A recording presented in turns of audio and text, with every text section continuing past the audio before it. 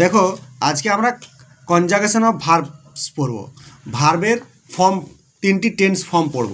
ভার্বের এই টেন্স ফর্মগুলো সব ক্ষেত্রেই দরকার হয়, সেন্টেন্স স্ট্রাকচারের ক্ষেত্রে বা ভয়েস চেঞ্জ করার ক্ষেত্রে, বা আমরা যে কোনো সেন্টেন্স গঠন করব যখনই আমাদের ভার্বের ফর্ম লাগবে। ভার্ব কি? Verb is a word, verb is a doing word, verb is a doing word. ভার্বে সংক্ষেপে ভার্ব হলো কোনো কাজের একটি শব্দ। ভার্ব দ্বারা কোনো কাজ করাকে বোঝায়, ভার্ব দ্বারা কোনো কাজ করাকে বোঝায়। Verb is a doing word. তো এখানে আমরা বলবো যে ভার্বের তিনটে main tense form, present, past আর পাস্ট পার্টিসিপেল। তাহলে দেখো অ্যাবাইড প্রথমে দেওয়া আছে, টু অ্যাবাইড। অ্যাবাইড একটা হচ্ছে মেনে চলা বা বাস করা। তাহলে অ্যাবাইড প্রেজেন্ট হলে পাস্ট কী হবে? অ্যাবাইডেড। আবার পাস্ট পার্টিসিপেলও হবে অ্যাবাইডেড। অ্যাড মানে আমরা জানি যোগ করা। অ্যাড মানে যোগ করা।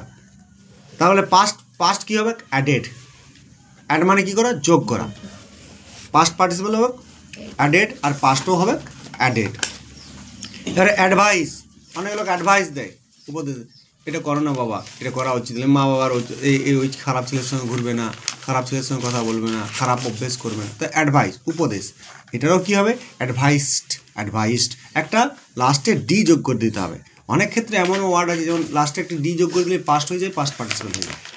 খুব সিম্পল, একটু মন দিয়ে শুনে নিলে বা বুঝে নিলেই বেশ এমন কোনো বেশি জটিল নয়, একটু ভালো করে বুঝে নিতে হবে। অ্যালাও, আমি তোকে অ্যালাও করলাম, তুই আমার মোবাইলটা যে ছুলি, আমি তোকে অ্যালাও করলাম, তোকে আমি বললাম, তার মানে কি? বলা মানে কি?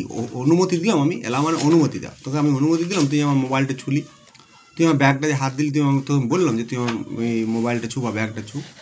তাহলে অ্যালাও মানে অনুমতি। অ্যালাও ইট। ইডি যোগ করে দিলেই পাস্টও হয়ে যাবে আর পাস্ট পার্টিসিপেলও হয়ে যাবে। তারপরে দেখো অ্যারাইজ মানে কি? অ্যারাইজ মানে ঘুম থেকে ওঠা। তাহলে I arise everyday 6 o'clock in the morning. আমি প্রত্যেক দিন সকাল 6টার সময় ঘুম থেকে উঠি। অ্যারাইজ মানে ঘুম থেকে ওঠা। তাহলে এর পাস্ট কী হবে? অ্যারাইজেন। পাস্ট হবে অ্যারোজ আর পাস্ট পার্টিসিপেল হবে অ্যারাইজেন। এগুলো তোমাদেরকে খাতায় নোট করতে হবে মানে খাতায় লিখে রাখতে হবে। তাহলে কী হবে? এগুলো মুখস্থ করতে হবে, খুব কাজের জিনিস। তারপরে এইটা খুব কমন, আস্ক মানে কি? জিজ্ঞাসা করা।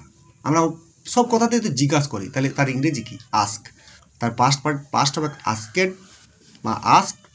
আমরা ছোটো ছেলেরা বলে আস্কেড, তার জন্য আমি বললাম আস্কড। এবার হচ্ছে অ্যাটাক মানে জানিস ওরা অ্যাটাক করে দিয়েছে।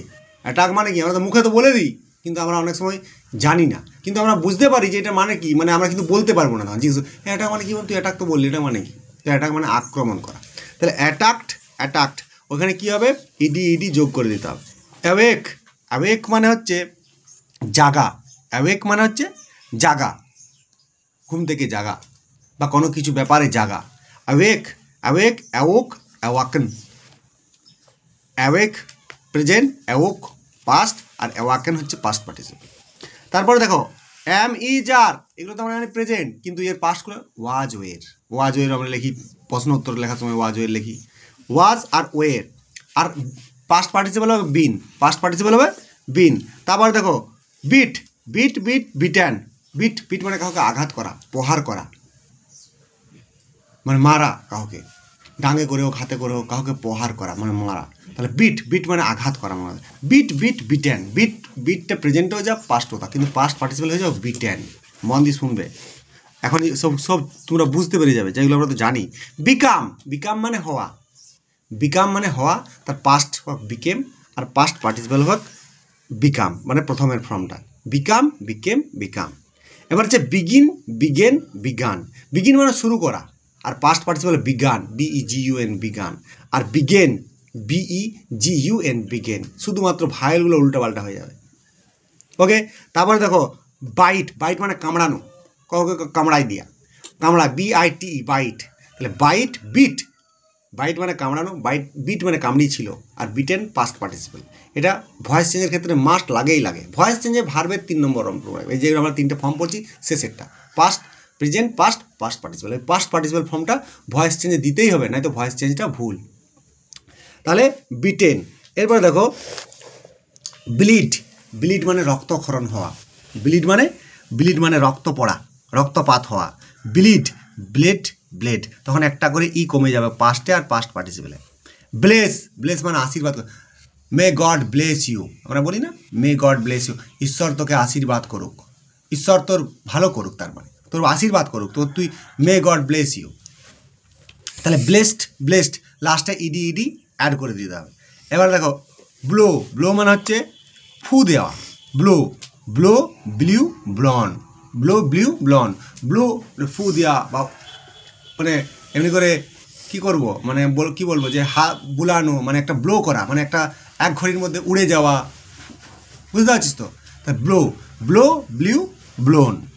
তারপর হচ্ছে ব্রেক মানে কে না জানে না, সবাই জানে ব্রেক মানে ভাঙা, ব্রেক মানে ভেঙে যাওয়া, ব্রোকেন।